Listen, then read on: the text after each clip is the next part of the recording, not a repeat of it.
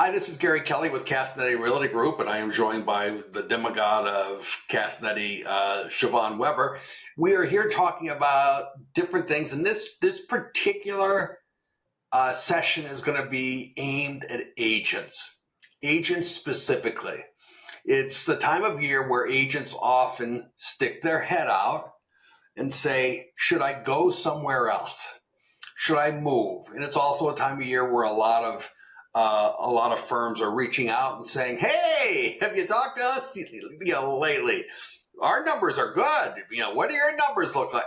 And so it's this, you know, people being recruited, which we can talk about, is that appropriate or not, versus people going out.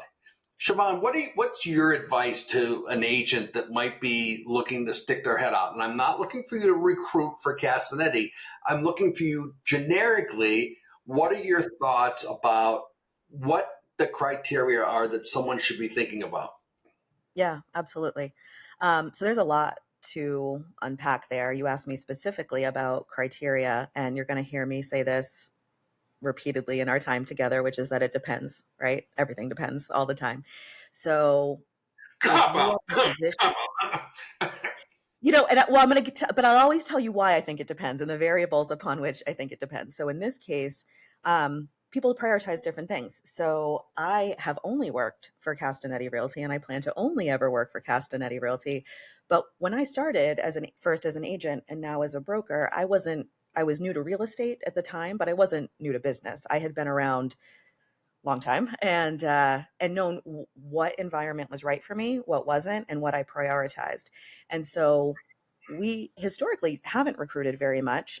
If anything, we drop a quick line and says, "Hey," and say something to the effect of, "Hey, really love working with you or meeting with you, whatever the scenario might be. If you're ever interested in a conversation, let's talk about it." Because what I find is that people who are poking their head up are trying to just get first a very sort of thin understanding, superficial understanding of the high level offerings for area brokerages. So, for example, when I've interviewed people in the past, a question that always comes up is training, training, training, training. That I would say is one of the top 3 or 5 questions we get. And I'm very upfront with people that, our brokerage, even with 30 plus 35, lost count agents now, we're still a boutique brokerage and we're still very much in growth mode. So while we do a lot of training and we focus heavily on training, it is not nearly as formalized as other bigger or more established businesses have had time to kind of operationalize the full spectrum of that training. So we've operationalized what we can, and we certainly have a long way to go. And that's exciting because there's a good amount of runway in front of us, but we're not quite there yet. And so if you are a newer agent, for example, or you are feeling like you really, and you learn best through structured learning, then I would really recommend you look at the brokerages that offer a very proven, operationalized training process so that you have the foundation you feel like you need to move ahead. Whereas we have other people come to us and say, we love your boutique, your family vibe, that, it's kind of low key. And culturally, that's the most important thing to us. And so that's what, we want to prioritize. So when I say it depends, it really does depend on your priorities. Of course, always ask about splits, but really the devil's in the details. Go ahead. Agents know what splits are, but if you're a mortal watching this thing, split is how the money is split between the agent and the brokerage. And a little PSA, agents never get paid directly. So if an agent ever in the world asks you for money directly, that is not acceptable. All payments go to the brokerage and the broker pays the agent. So that's without getting into agency law, I will stop it there, but just say, beware that no agent should be asking you for direct payment. But yeah, so, splits, compensation, like any interview, you're going to want to understand what the compensation is. But, when I worked in corporate and now in real estate, I say the same thing. It's more than just the money you make, right?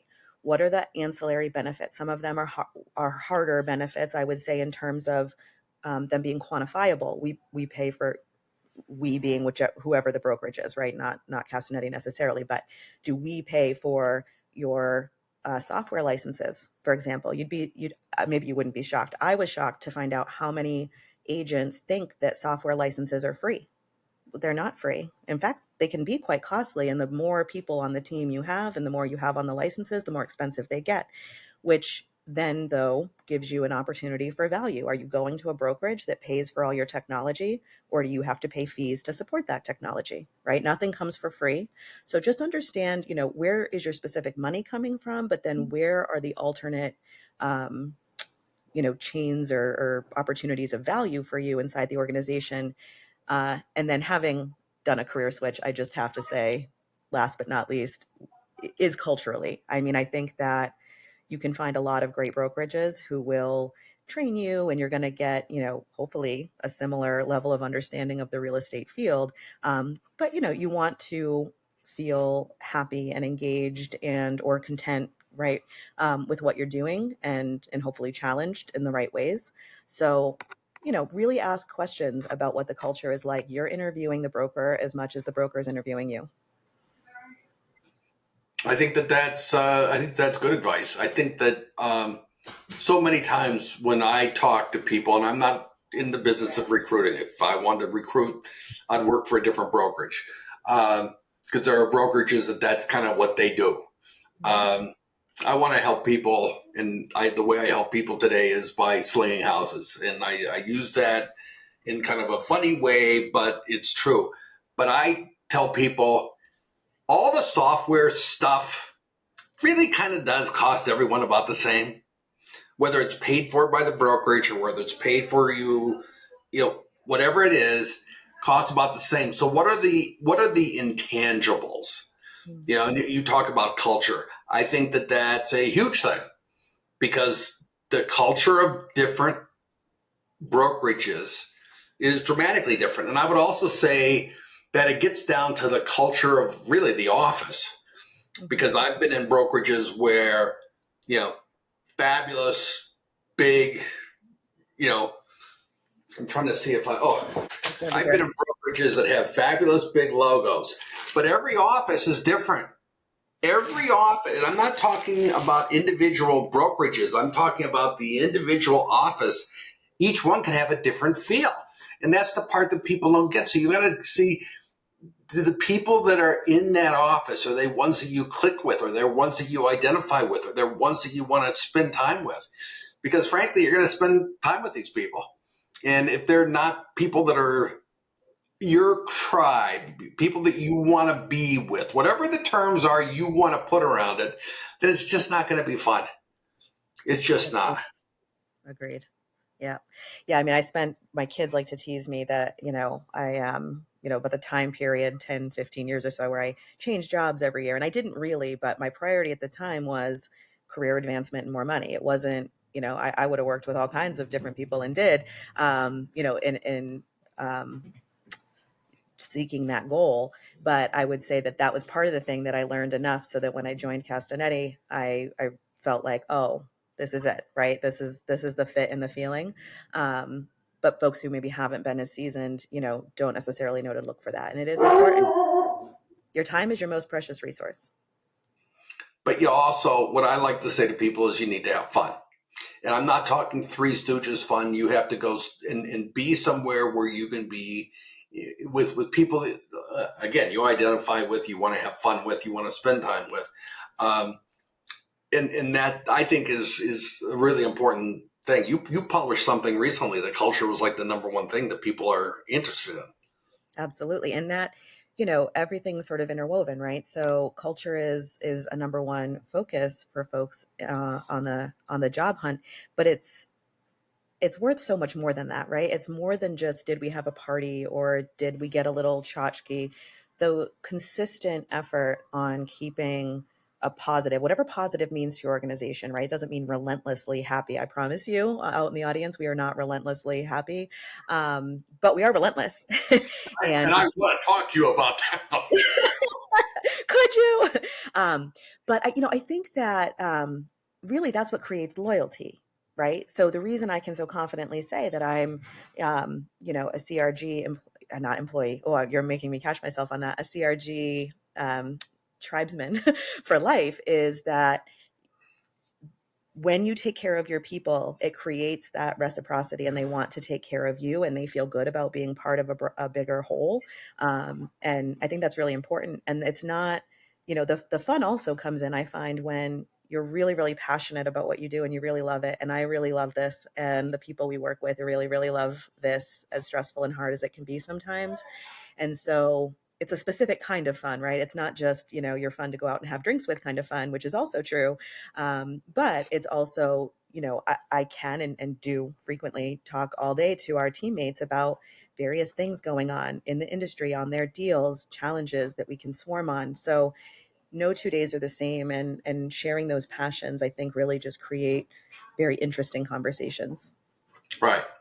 Do you think that we're going to see a net decrease in the number of agents that are out there? Significant. Yeah. So I think the number nationally is 87% of agents bail in the first 3 years.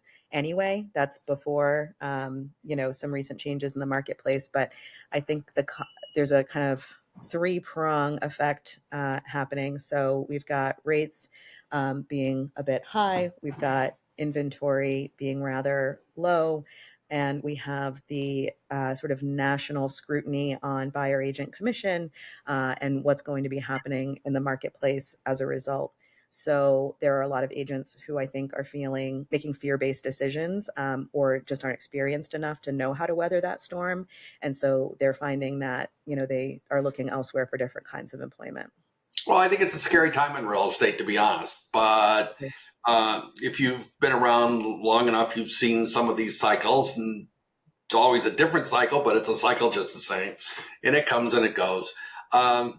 Any closing thoughts, Siobhan?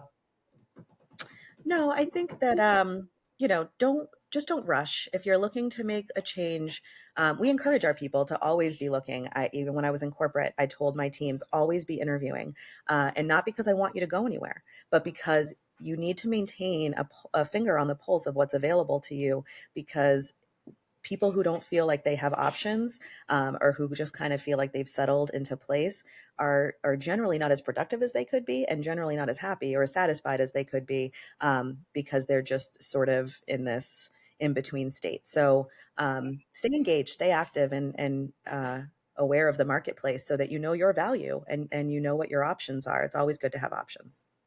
Good to have options.